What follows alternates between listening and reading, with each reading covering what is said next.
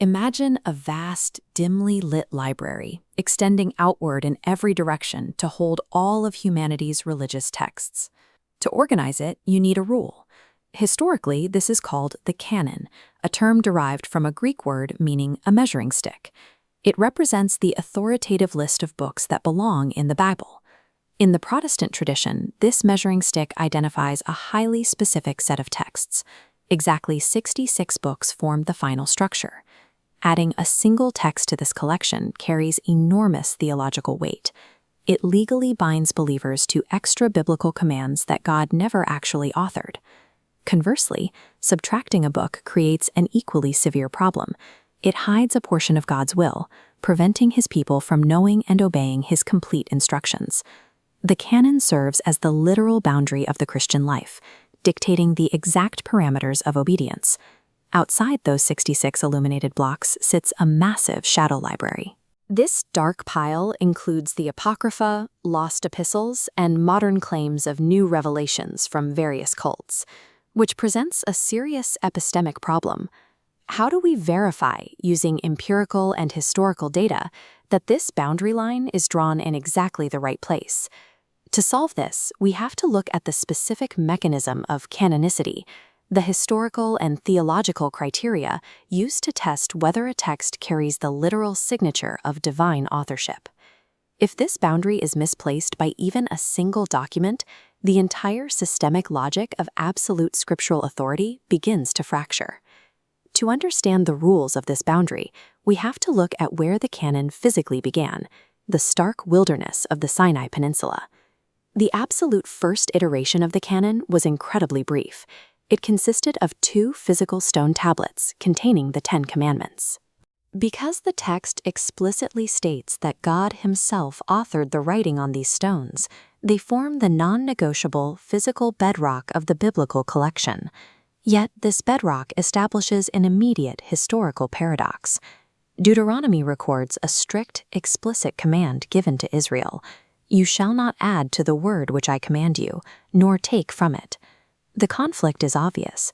Despite this strict prohibition, figures like Joshua and the prophets added massive amounts of text to the Old Testament collection. These additions were not human inventions. The prophets acted as divine proxies, commissioned to record mandatory expansions to the existing law. The Old Testament canon expanded through an unbroken chain of authorized divine transmission, rather than human innovation overriding a baseline restriction. When we move into the New Testament era, we run directly into a pervasive modern myth regarding how the Christian Bible was formed. There is a popular notion that early church councils simply held a vote, bestowing divine authority on their favorite political books while suppressing the rest. This confuses ecclesiastical authority, which is church power, with divine authority. The early church was not a factory that produced the Bible. Instead, the church functioned exclusively as a diagnostic filter. Their sole job was to recognize the divine signature that certain texts already intrinsically possessed. The unbreakable rule of the system is this: the ultimate criterion of canonicity is divine authorship, not human or ecclesiastical approval. The church councils did not create the Bible. The historical church was created by the boundary lines of the Bible. To prove the resilience of this boundary line, we need to stress test the diagnostic system against 2 severe historical anomalies. Case study 1 involves the great reformer Martin Luther, who initially exhibited severe hesitation regarding the Book of James. The friction stemmed from an apparent doctrinal conflict between the Apostle Paul and James, specifically regarding their definitions of the terms justification and works. The tension vanishes when the specific definitions are mapped out. Paul uses the term works to describe legalistic efforts to earn salvation, while James uses works to describe the outward evidence that a living faith actually exists. By identifying these semantic differences, Luther found the internal consistency required for the system to remain valid. He moved James from a point of doubt to a point of authority, citing over half its verses in his later writings. Case study 2 presents an extreme hypothetical. What if archaeologists today unearthed a verified lost letter written by the Apostle Paul? This creates conflicting logic. Paul's apostolic office normally guarantees his words carry divine authority, yet this specific text was excluded from the historical canon. The resolution lies in the exclusion itself.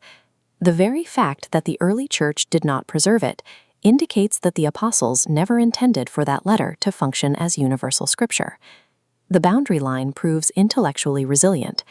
It is strict enough to absorb intense internal scrutiny and secure enough to repel hypothetical external discoveries. This brings us to the texts that remain permanently outside the boundary, primarily the Old Testament Apocrypha. These texts experience a twofold diagnostic failure. First, they lack the strict doctrinal consistency required to align with the rest of the established canon. Second, they lack the explicit, self-evident claims of divine authority found in canonical books, and historical believers received them with marked skepticism. The shadow library remains outside the boundary not because of a historical accident or a lost political vote, but due to a measurable historical absence of the divine signature. This entire investigation distills down to two definitive questions. Are there any books in our present canon that shouldn't be there, and are there any missing? This no is not a blind guess. It is an inference drawn from the historical investigation of every rival text. No other literature in antiquity matches the internal consistency or the self-attesting authority found within these specific 66 books. This historical data points to a broader theological principle. If God intended to reveal himself, a sovereign providence would not allow that revelation to be lost for 19 centuries, while his people followed a fragmented map. The current canon remains as it was received by the early church, a complete, closed set of instructions withstanding 2,000 years of scrutiny. The biblical canon is not an arbitrary human artifact. It is a complete, deliberately bounded, and divinely preserved architecture of absolute truth.